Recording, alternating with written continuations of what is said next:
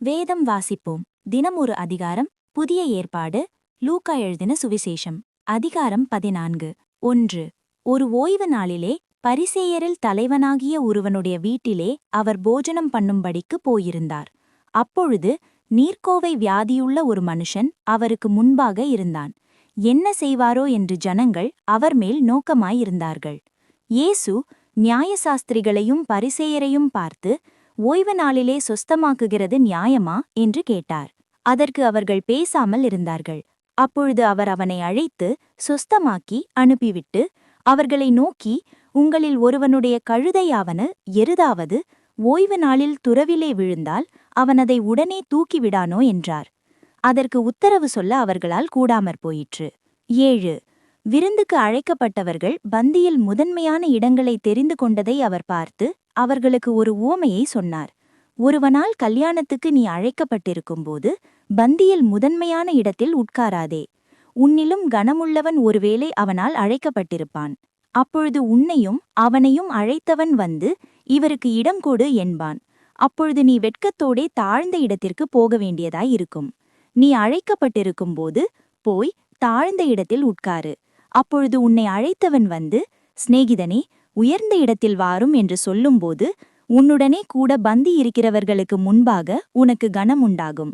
தன்னைத்தான் உயர்த்துகிறவன் எவனும் தாழ்த்தப்படுவான், தன்னைத்தான் தாழ்த்துகிறவன் உயர்த்தப்படுவான் என்றார். அன்றியும் அவர் தம்மை விருந்துக்கு அழைத்தவனை நோக்கி, நீ பகல் விருந்தாவது இரா விருந்தாவது பண்ணும்போது நீ சிநேகிதரையாகிலும் உன் சகோதரரையாகிலும் உன் பந்து ஜனங்களையாகிலும் ஐஸ்வர்யமுள்ள அயலகத்தாரையாகிலும் அழைக்க வேண்டாம். அழைத்தால் அவர்களும் உன்னை அழைப்பார்கள். அப்பொழுது உனக்கு பதிலுக்கு பதில் செய்ததாகும்.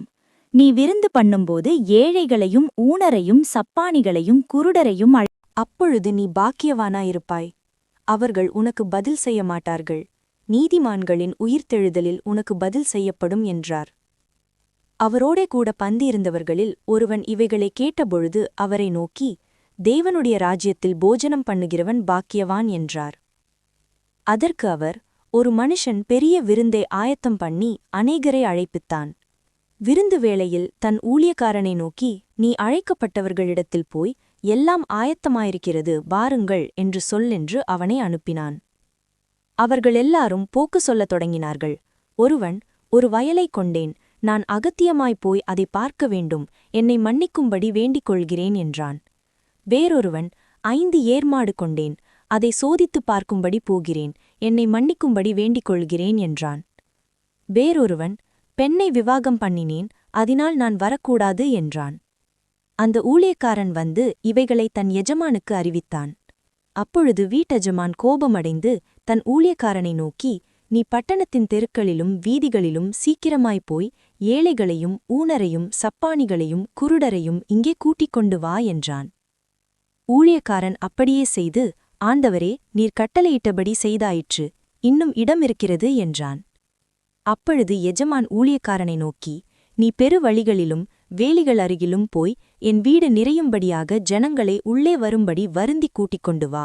அழைக்கப்பட்டிருந்த அந்த மனுஷரில் ஒருவனாகிலும் என் விருந்தை ருசி பார்ப்பதில்லை என்று உங்களுக்குச் சொல்லுகிறேன் என்றார் என்று சொன்னார்.